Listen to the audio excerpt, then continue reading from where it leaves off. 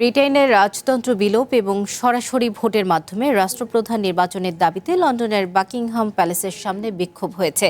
রাজপরিবারের সদস্য অ্যান্ড্রু মাউন্টব্যাটেনের বিরুদ্ধে ওঠা গুরুতর আইনি অভিযোগের মুখে নতুন করে রাজতন্ত্রের বিরোধিতা শুরু হয়েছে।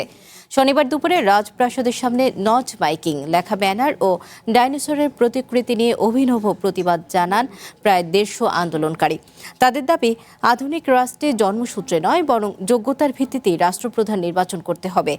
বিক্ষোভের কারণে প্রাসাদের রক্ষীদের সঙ্গীত পরিবেশনা কিছু সময় বন্ধ থাকে। সেখানে উপস্থিত কয়েক হাজার পর্যটকের অনেকে একে বিরক্তির কারণ হিসেবে দেখলেও বিক্ষোভকারীরা পিছু হটেননি। যদিও জরিপে এখনও রাজতন্ত্রের পক্ষে জনসমর্থন বেশি, তবুও রাজপরিবারের ধারাবাহিক কেলেঙ্কারি রাজপরিবারের ভাবমূর্তিকে বড় সংকটে ফেলেছে।